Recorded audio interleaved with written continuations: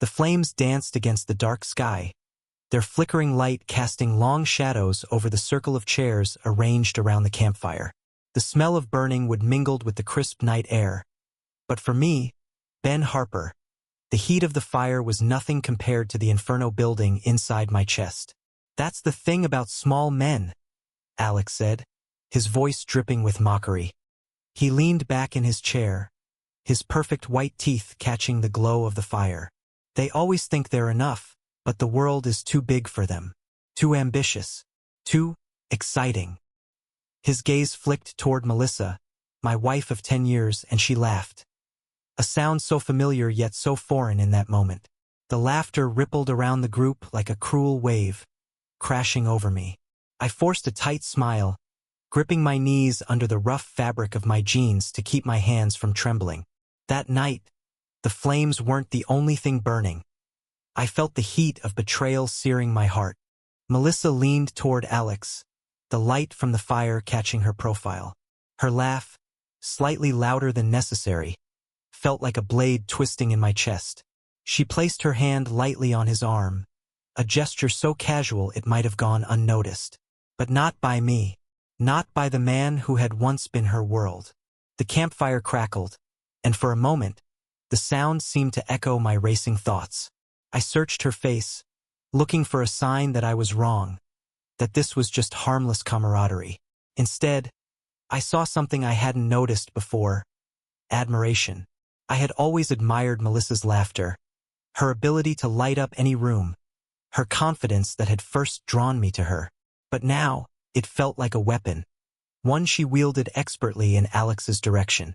"He's just trying to rile you up," I told myself. "Don't give him the satisfaction."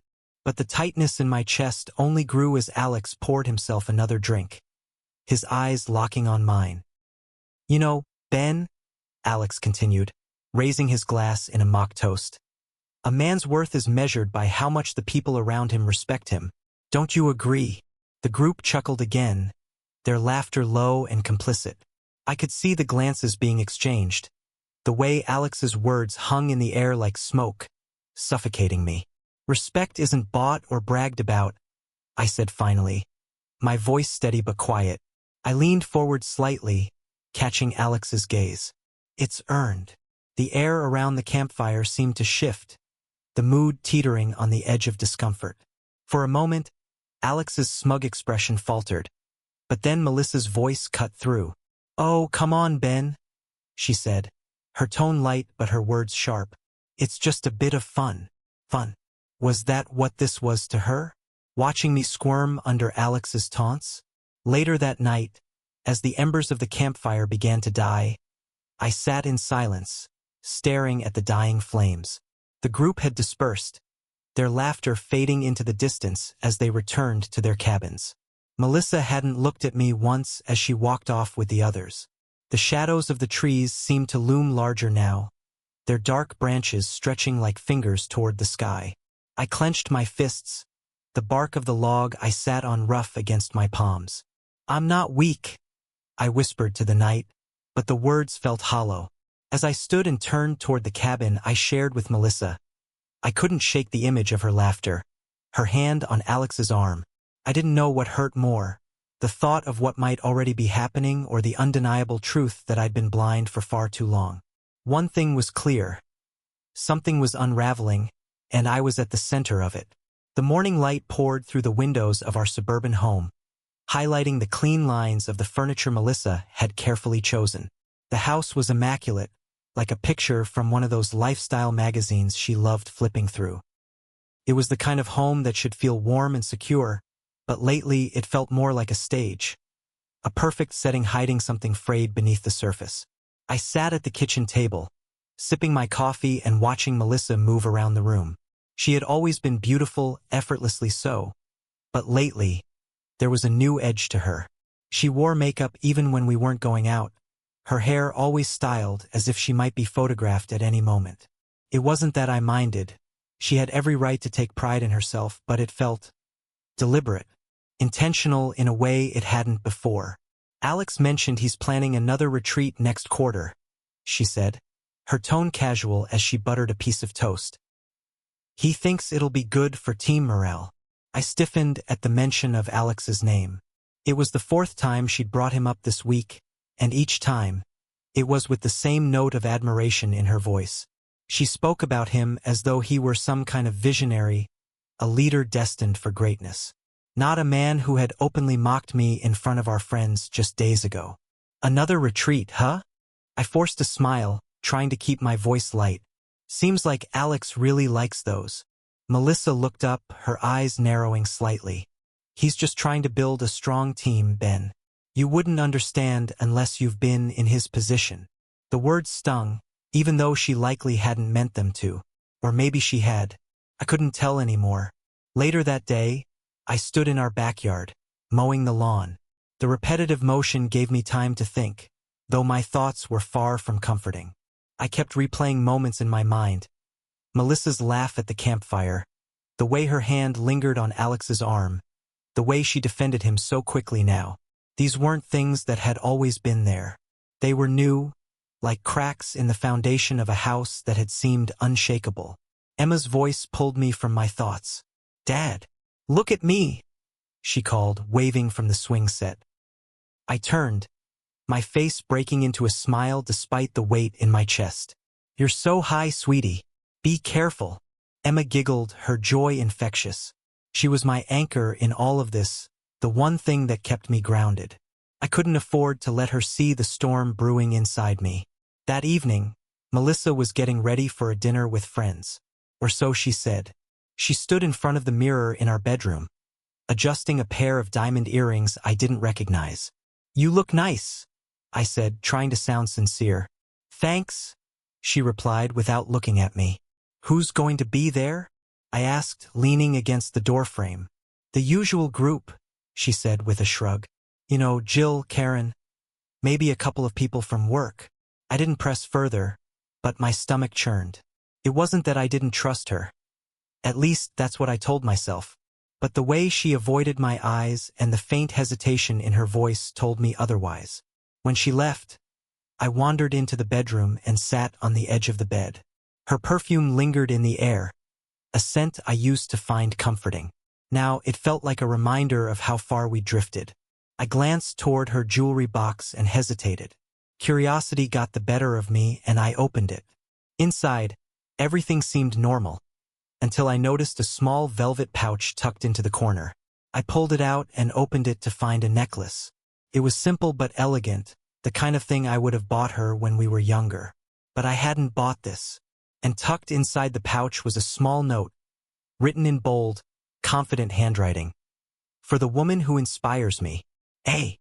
The air left my lungs as I stared at the note, the implications hitting me like a punch to the gut. Alex, I didn't sleep that night. Every laugh, every touch, every dismissive comment from Melissa played over and over in my mind like a broken record. She hadn't done anything outright, yet, but the cracks were spreading, and I couldn't ignore them anymore.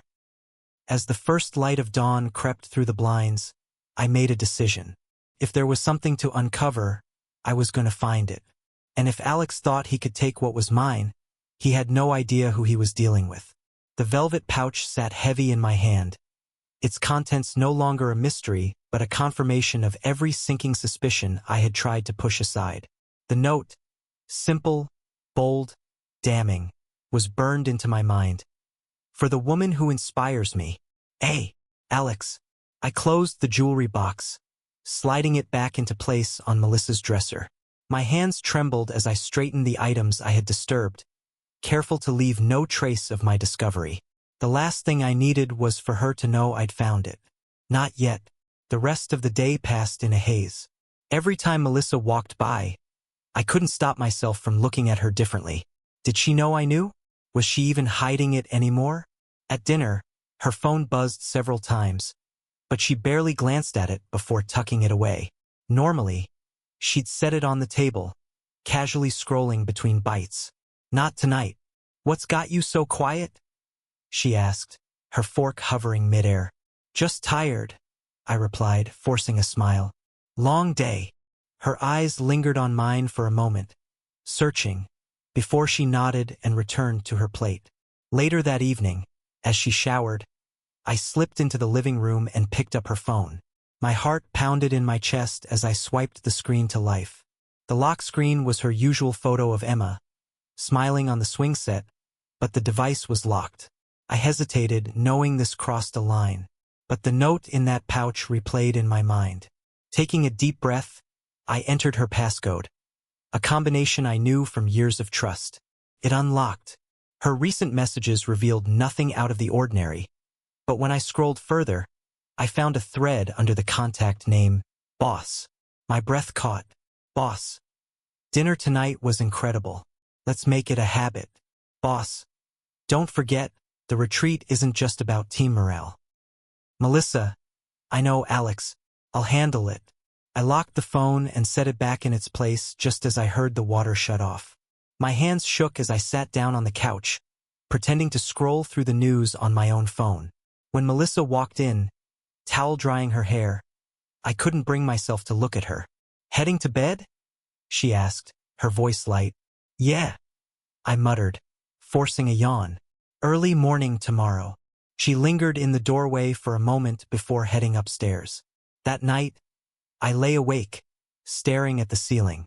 Every text message replayed in my mind, each word dripping with implications I didn't want to face. But the most chilling part wasn't the messages themselves. It was how calculated they felt, how easily she had slipped into this life with him. I wasn't just losing her. I had already lost her. The next morning, as Melissa left for work, I noticed she hesitated by the door, checking her reflection in the mirror one last time. See you tonight, she said, her tone almost too casual. Yeah, I replied, watching her leave. As soon as her car disappeared down the street, I picked up the house phone and called the number I'd saved the night before. It rang twice before a familiar, confident voice answered.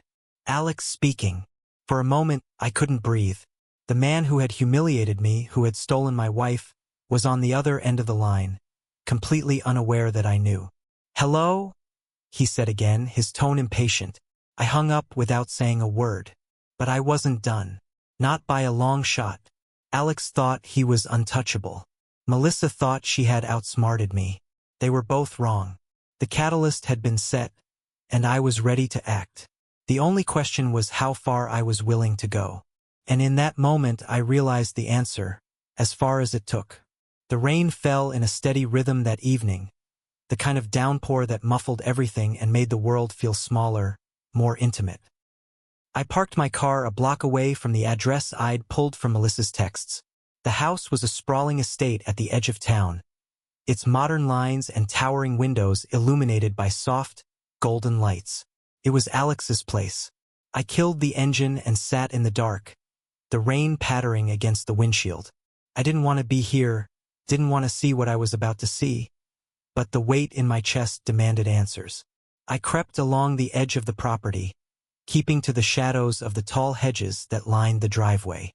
As I approached, the sound of voices carried through the rain.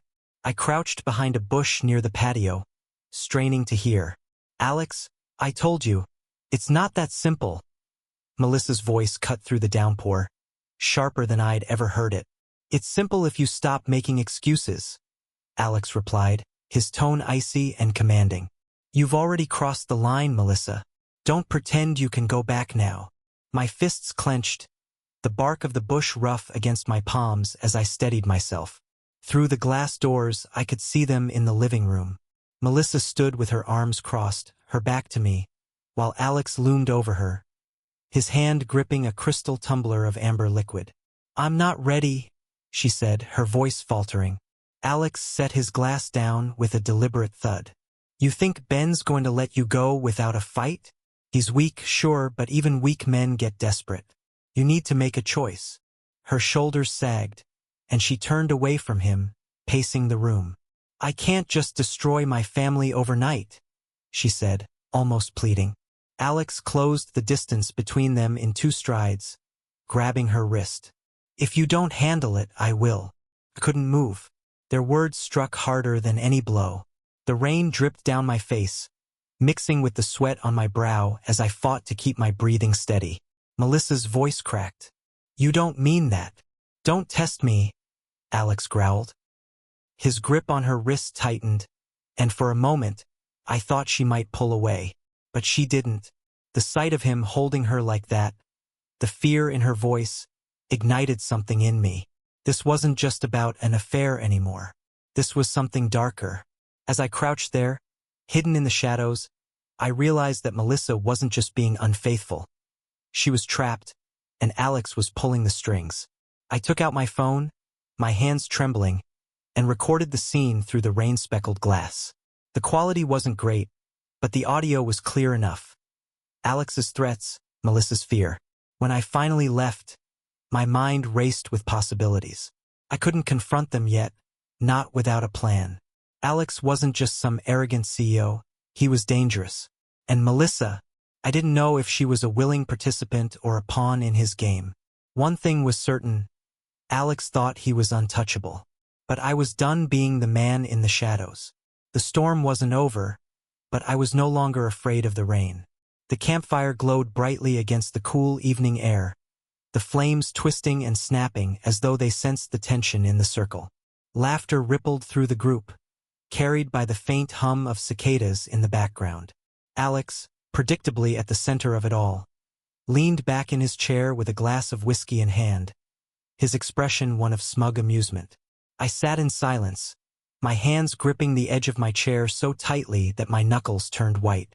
Melissa was seated beside him, her face lit by the firelight, but I avoided looking at her.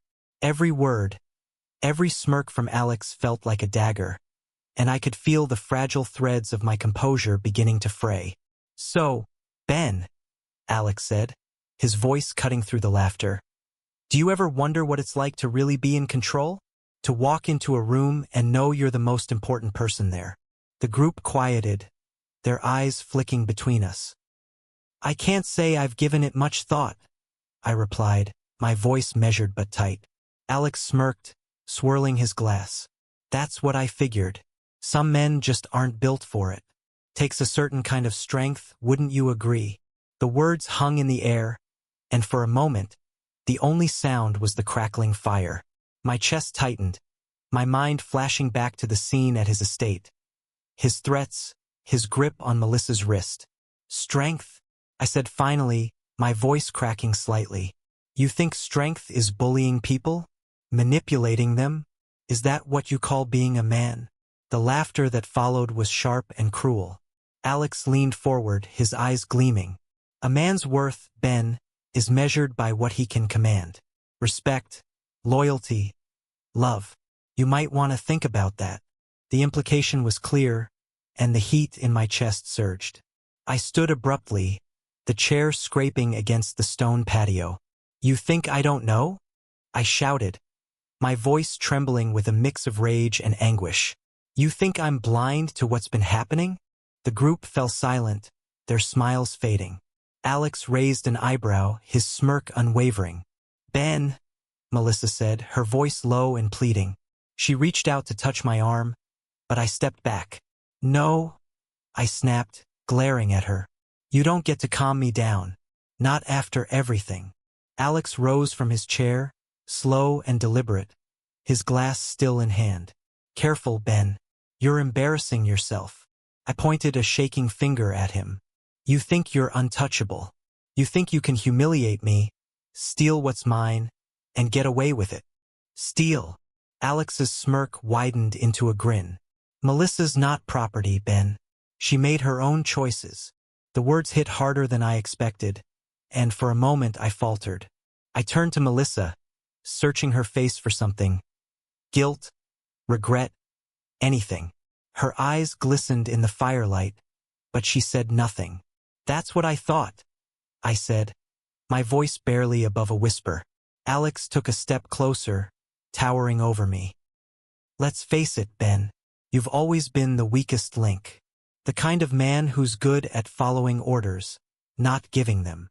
The group watched in stunned silence as I clenched my fists, every fiber of my being screaming at me to fight back. "You're wrong," I said finally, my voice steady despite the tears threatening to spill.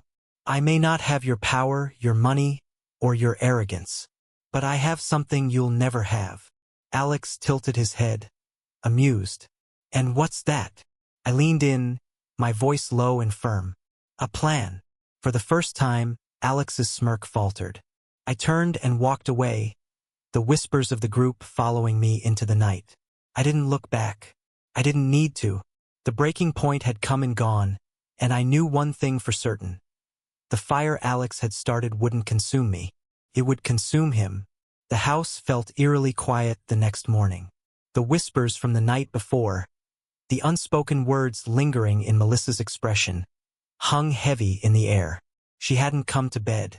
When I woke, I found her curled up on the couch, her face turned away from me. I didn't say anything. There was nothing left to say. Over the next week, I threw myself into research. I started small, Googling Alex's name, his company, his public persona. But the deeper I dug, the darker the picture became. Behind the polished veneer of his successful business empire were whispers of scandals. Lawsuits that had quietly disappeared, sudden resignations of key employees, and accusations that never saw the light of day. It wasn't enough. I needed more. I reached out to a friend from college, Mike, who worked in forensic accounting. Over drinks at a dingy bar on the outskirts of town, I laid out what I knew. "Sounds like you're looking for dirt," Mike said, eyeing me cautiously. "More than dirt," I replied. "I want something that will bury him." Mike leaned back, considering. "If what you're saying is true, he's probably hiding a lot. But digging into someone like him, it's risky, Ben. People like Alex don't play fair." "I'm not asking you to get involved," I said, sliding a USB drive across the table. "Just tell me if there's anything here." Mike sighed but pocketed the drive. "Give me a week." The call came 3 days later. "You were right," Mike said, his voice tense. "There's something here and it's big. Offshore accounts, embezzlement, tax evasion.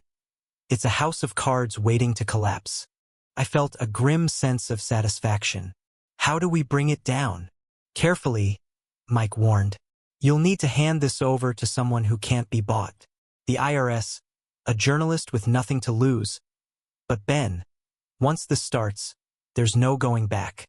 "I understand," I said, but the truth was I didn't. Not yet. The news hit like a thunderclap. Melissa had been found dead. The call came from the police. They found her body in Alex's luxury cabin upstate. The official report listed it as a domestic accident, a fall down the stairs.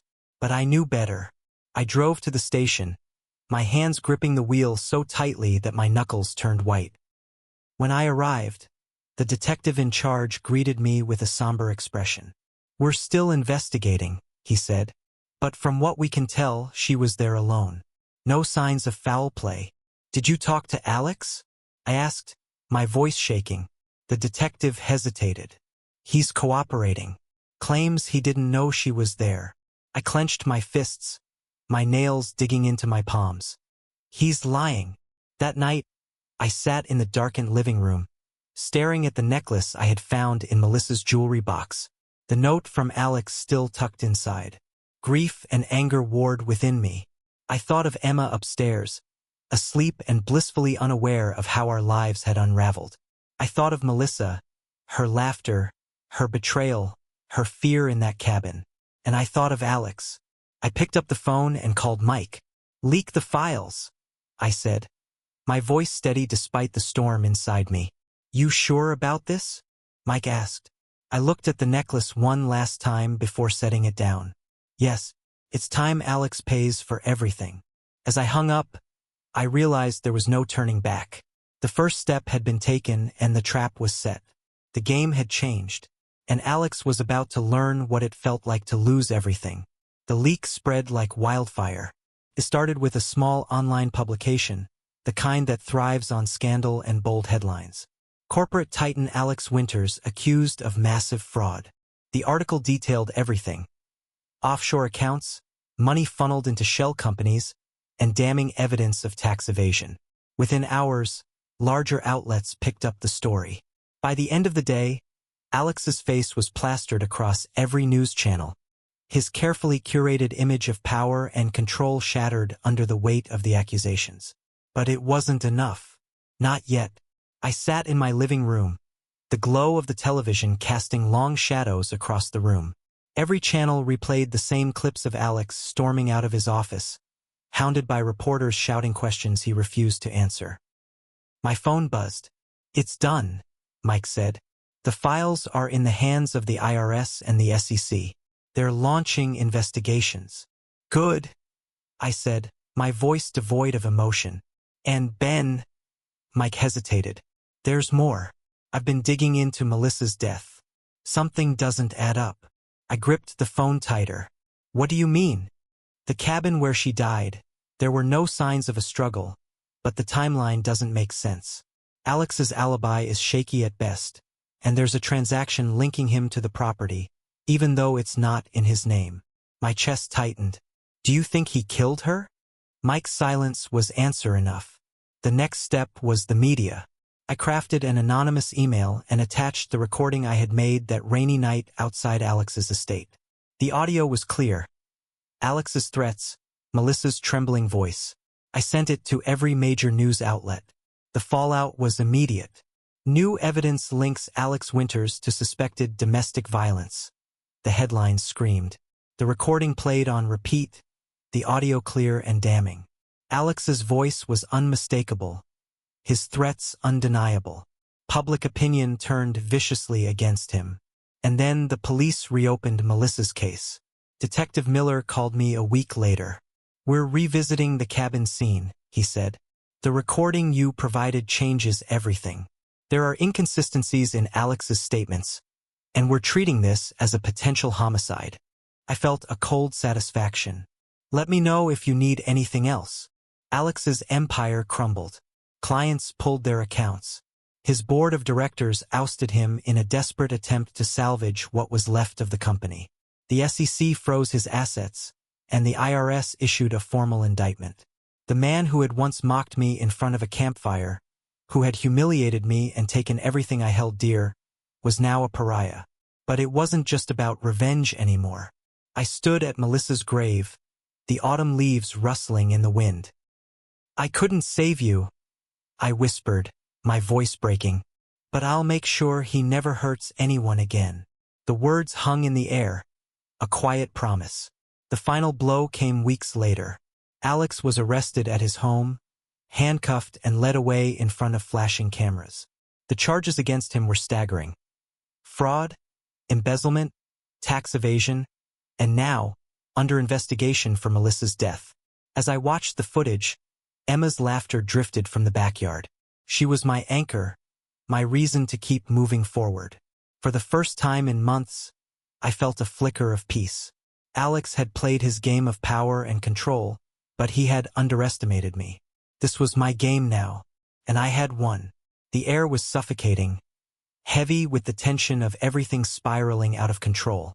Alex was a cornered animal, his empire crumbling around him, his polished facade reduced to a mask of desperation. But even as the world turned against him, his venom remained. And I wasn't prepared for the lengths he would go to protect what little he had left. The news broke early one morning. Alex had gone missing. Winters escapes custody amid fraud investigation. The headline blared. The image of an empty courtroom bench burned into my mind. Reporters speculated wildly. Had he fled the country? Was he hiding, plotting his next move? The thought chilled me. A man like Alex wouldn't simply vanish. He would strike back. Melissa's family wasn't quiet about their anger. He dragged her into this. Her mother spat during a phone call that left me gripping the handset until my fingers hurt. If you'd been a better husband, she wouldn't have needed someone like him. I wanted to scream, to defend myself, to tell her she didn't know the half of it. But her words burrowed deep, feeding the guilt that had taken root since the day I found that damned necklace. When I hung up, the silence in the house was deafening. Emma played quietly in the next room, oblivious to the storm her father was battling alone. A week later, the storm finally broke. Alex resurfaced, but not in the way anyone expected. He was found barricaded in one of his remaining properties, a secluded mansion far from the prying eyes of the media. Police surrounded the estate, their sirens cutting through the still night like knives. I watched the live broadcast from my couch, my heart pounding. Negotiations are ongoing, the reporter said, her voice tense. Winters has reportedly threatened violence if approached. I clenched my fists. This was who Alex truly was. A man who thrived on control, who would rather burn the world around him than face the consequences of his actions. Hours dragged on, the standoff growing more volatile with every passing moment. And then came the twist I didn't see coming. Alex demanded to speak to me. The phone rang, its shrill tone piercing the quiet. A police officer introduced himself, his voice calm but urgent. "He's asking for you, Mr. Harper. Says he won't talk to anyone else." I hesitated, the weight of the request crashing over me. "Why me?" "We don't know, but he's adamant. He's mentioned your name repeatedly. We need your help to de-escalate this." The drive to the mansion was surreal. The flashing lights of police cars illuminated the dark woods, casting eerie shadows on the trees. My chest tightened as I stepped out of the car, the cool night air doing little to calm my racing heart. They handed me a phone, the connection already live. "Ben!" Alex's voice crackled through the line, low and venomous. "Alex," I replied, my voice steady despite the storm inside me. "You think you've won," he said, his tone mocking. "You think this is over? You did this to yourself," I said. "Everything that's happening, it's because of your choices." He laughed, a hollow sound. "Choices? Like the ones you made? Like the choice to dig into my life, to turn Melissa against me? She wasn't yours to begin with." I snapped, my composure slipping. "She chose me, Ben," he hissed. "Because you were too weak to keep her." The words hit hard, but I pushed through. "This isn't about Melissa anymore. This is about you facing the consequences of your actions." There was a long pause, and then Alex said something that chilled me to my core. "You don't understand, do you? This isn't just about me. It's about you. What will you do when the dust settles? When there's nothing left to fight for? Because without me, you're just ordinary." The conversation ended abruptly, Alex cutting the line. Moments later, gunfire erupted, the sharp cracks reverberating through the trees. I stood frozen, my hands trembling as police stormed the mansion. Minutes felt like hours until the all-clear was given. Alex was dead. In the days that followed, I struggled to process everything. The victory I'd sought for so long felt hollow, tainted by the chaos and loss that had accompanied it. Melissa's family refused to speak to me, their grief transforming into a wall of blame. Even Emma, my anchor, seemed distant, her innocent laughter now a painful reminder of everything I'd fought to protect. One evening, as I sat alone in the living room, I replayed Alex's final words in my mind. He was right about one thing. I didn't know who I was without the fight. The revenge I'd planned so meticulously had taken more than just Alex's empire. It had taken pieces of me I wasn't sure I could get back. But as I looked out the window at the setting sun, I made a promise to myself and to Emma. I would rebuild. Not for revenge. Not for justice. For us. Because the storm was over, but life was just beginning. The courtroom was silent, save for the occasional shuffling of papers and murmurs from the gallery. It was a stark contrast to the chaos that had surrounded Alex Winters in the months leading to his trial. Now, stripped of his wealth and power, he sat at the defense table, his once confident posture replaced by a hollow, slouched demeanor. His tailored suits had been exchanged for a plain gray outfit, the kind that made him indistinguishable from any other man who had fallen from grace. I sat across from him, my hands folded tightly in my lap, the weight of the moment pressed heavily on my chest. This was it, the culmination of everything, the lies, the betrayal, the revenge, justice. The prosecutor, a sharp-eyed woman with a voice that carried authority, stood and addressed the jury. She outlined Alex's crimes: fraud, conspiracy, and the murder of Melissa Harper. Each word felt like a hammer, driving nails into the coffin of Alex's carefully constructed facade. When my name was called, I rose, the quiet creak of the wooden bench echoing in the room. As I made my way to the witness stand, I felt every eye on me. Some were filled with sympathy, others skepticism. It didn't matter. This was my moment to speak the truth. The prosecutor's questions were deliberate, methodical. Mr. Harper, can you describe your relationship with the defendant? I took a deep breath. Alex was my wife's boss.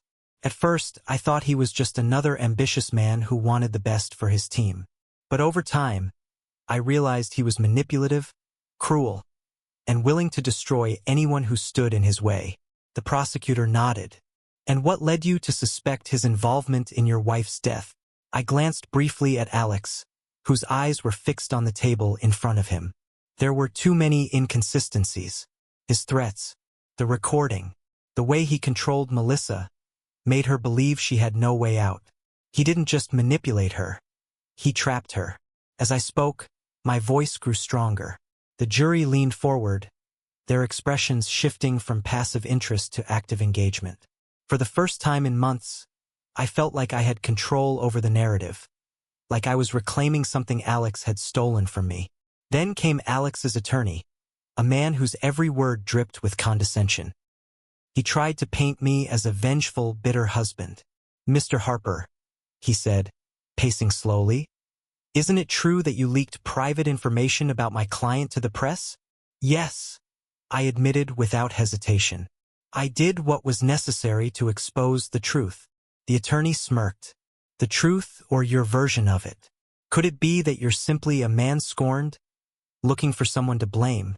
I leaned forward, locking eyes with him. My wife is dead, I said, my voice steady. If seeking justice for her makes me vengeful, then so be it. The turning point came when Alex took the stand. His once arrogant demeanor had eroded into a shaky, desperate act. He tried to shift blame, claiming he was the victim of a smear campaign. But when the prosecutor played the recording, the one I had made on that rainy night, his facade crumbled. The room was silent as Alex's voice echoed through the speakers. If you don't handle it, I will. Alex broke down. His confident tone turned to pleading, his words tumbling over each other in a mess of excuses. I didn't mean it like that, he stammered. She misunderstood. I never hurt her. But the jury didn't believe him. Neither did I. As the trial neared its conclusion, I was called back to the stand to deliver a closing statement. I stood, my heart pounding, and looked directly at the jury. Alex Winters thought he was untouchable. He believed power and money made him invincible. He mocked me, humiliated me, and destroyed the woman I loved. But strength isn't about power. It's not about control. It's about doing what's right, no matter how much it costs. I paused, letting the weight of my words sink in. Melissa didn't deserve what happened to her, and neither does anyone else. This trial isn't just about punishment. It's about accountability. It's about making sure people like Alex Winters never get the chance to ruin another life. The jury deliberated for less than a day. When the verdict was read, guilty on all charges, a wave of emotion crashed over me. Relief, sadness, closure. Alex was led away in handcuffs, his head bowed. For all his bluster, all his bravado, he had been reduced to nothing more than a broken man. That evening, I stood at Melissa's grave, the crisp autumn air biting at my skin. I placed a single white rose on the headstone, my voice barely above a whisper. It's over, I said. He can't hurt anyone anymore. Emma's laughter drifted from the car behind me, a reminder of the life we still had ahead. I turned, walking toward her, the weight of the past slowly lifting. Justice had been served, and for the first time in what felt like forever, I allowed myself to hope. The sun rose slowly over the horizon, painting the sky in hues of orange and pink. The soft light bathed the quiet neighborhood, where life was starting to stir. I stood in the backyard of the home I once shared with Melissa, watching the dawn break. The house had always felt too large after she was gone, its echoing silence a constant reminder of what I had lost. But today, it felt different. Less like a tomb and more like a place where something new could grow. In the months following Alex's conviction, I threw myself into rebuilding. Not just for myself but for Emma, who deserved more than the shattered remnants of the life we once had. I began volunteering at a local shelter for victims of domestic violence, a place that gave women and men alike the tools to escape and rebuild their lives. The stories I heard there were harrowing, each one a reminder of Melissa's own struggles and the cost of ignoring the signs. That's where the idea for the foundation was born. I named it the Harper Initiative in Melissa's memory. Its mission was twofold: to support survivors of domestic violence and to expose corporate exploitation. It wasn't just about justice, it was about prevention, ensuring no one else would fall victim to men like Alex. The irony wasn't lost on me.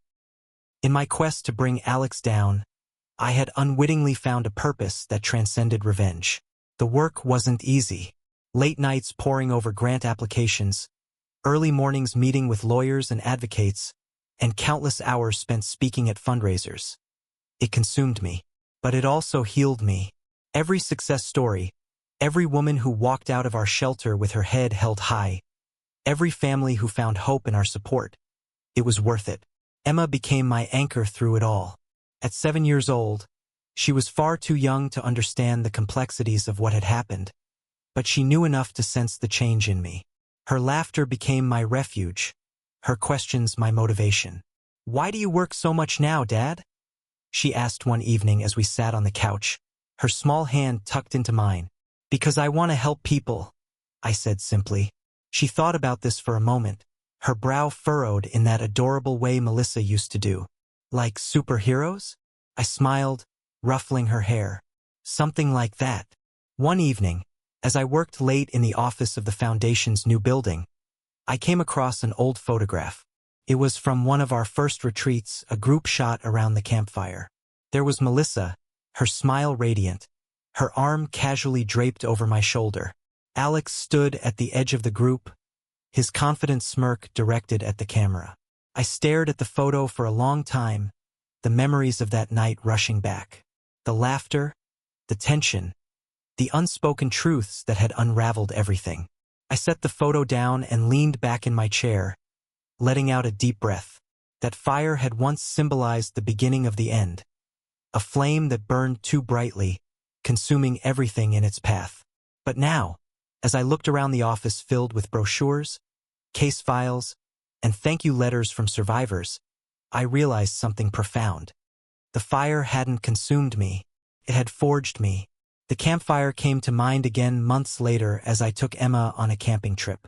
It was the same spot where everything had begun, where Alex's taunts and Melissa's betrayal had set my life on a new trajectory.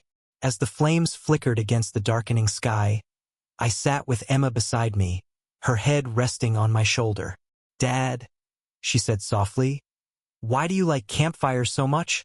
I thought for a moment before answering. "Because they remind me that even when something burns, it doesn't have to destroy. It can also bring warmth and light." Emma seemed to consider this, her small hand reaching for mine. "Like us," I smiled, squeezing her hand. "Exactly like us." As the fire died down, I stood and doused the remaining embers, watching as the smoke curled into the air and disappeared into the night. When I turned back to the tent where Emma was already snuggled into her sleeping bag, the first light of dawn began to creep over the horizon. I paused, letting the cool morning air fill my lungs. The campfire, once a symbol of betrayal and loss, was now extinguished. In its place, a new day was breaking, a metaphor for everything that lay ahead. In the end, I whispered to myself, I lost her, but I found the strength she always doubted I had. And with that, I walked forward, into the light of a new beginning.